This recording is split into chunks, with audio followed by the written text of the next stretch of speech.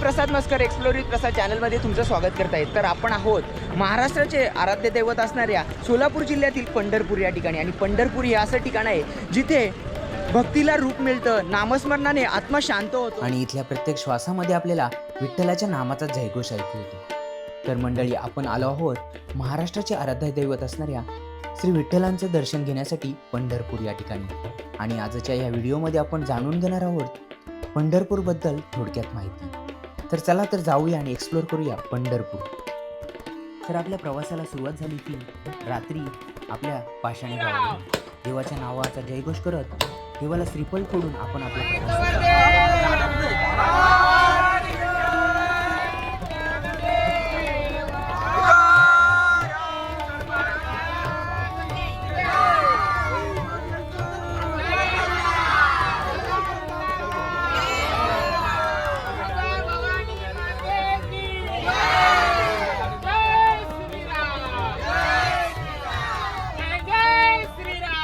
आपल्या कर्जत तालुक्यापासून पंढरपूर जाण्यासाठी जवळपास 8 ते 10 तासांची रनिंग आहे.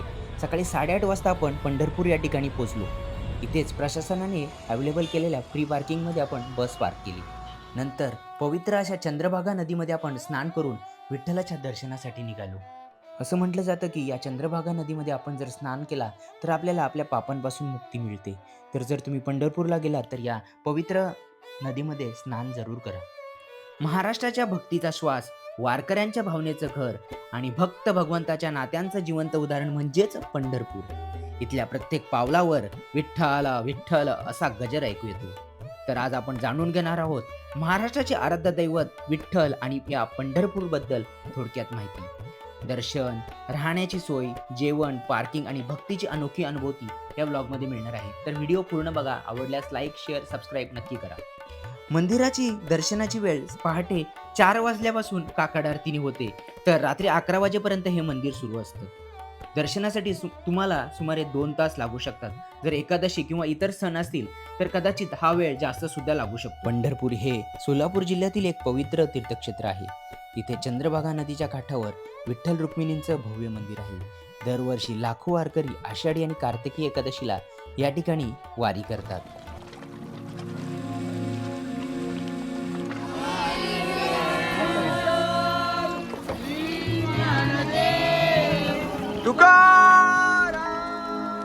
पंढरीनाथ भगवान की जय.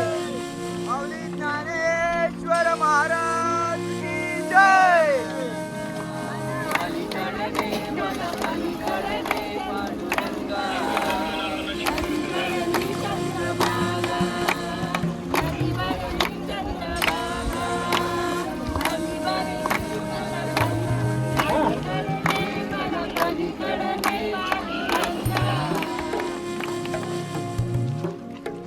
पुंडलिकाच्या भक्तीने विठ्ठल स्वतः विटेवर उभा राहिला. यामागची कथा तुम्ही ऐकलीच असेल. पुंडलिक हा सुरुवातीला आईवडिलांची सेवा करत नसे, पण नंतर त्याला या सेवेचं महत्त्व समजलं आणि तो पूर्णपणे त्यांच्या सेवेमध्ये रमला. हेच भक्ती बघून स्वतः विठ्ठल त्याला भेटायला आले. त्यावेळी देखील पुंडलिक आईवडिलांची सेवा करत होता. त्याने लगेच उठून देवांचे स्वागत केले नाही, पण विठ्ठलाला थांबायला सांगून एक वीट फेकली आणि म्हणाला, देवा कृपया या विटेवर उभा राहा, मी आधी आईवडिलांची सेवा करतो. विठ्ठलालाही त्याची ही सेवा आवडली, त्याची भक्ती आवडली आणि ते त्या विटेवर उभे राहिले, कमरेवर हात ठेवून त्याची वाट पाहू लागले. आणि जर तुम्ही आजही पंढरपूरच्या विठ्ठलाची मूर्ती बघितली तर ती मूर्ती विटेवरती उभी असून तिचे कमरेवरती हात आहेत. पंढरपुराची ओढ ही काही साधीसुधी नाही.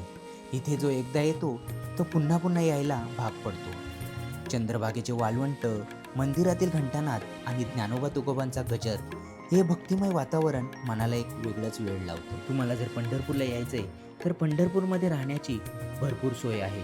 Dharamshala, lodge, hotels, AC, non-AC याशिवाय मंदिर ट्रस्टचे भक्तनिवास सुद्धा आहेत. पंढरपूरला जाण्यासाठी ट्रॅव्हलिंग कनेक्टिव्हिटी खूप चांगली आहे. महाराष्ट्राच्या मुख्य शहरातून या ठिकाणी बसेस, ट्रेनची सुविधा उपलब्ध आहे. तर माऊली, पंढरपूर ही एक फक्त जागा नाही तर ती एक भावना आहे, जिथे भक्त आणि विठ्ठल यांचं नातं शब्दापलीकडचं आहे. जर तुम्ही अजूनही पंढरपूरला गेला नसाल तर एकदा तरी नक्की जाऊन या आणि या चंद्रभागा नदीमध्ये नक्की स्नान करा, कारण की इथे स्नान केल्याशिवाय ही यात्रा पूर्ण होत नाही असं मानलं जातं. तर भेटूया पुढच्या ब्लॉगमध्ये. व्हिडिओ आवडल्यास लाईक, शेअर, सबस्क्राईब करा. कमेंटमध्ये रामकृष्ण हरी नक्की लिहा.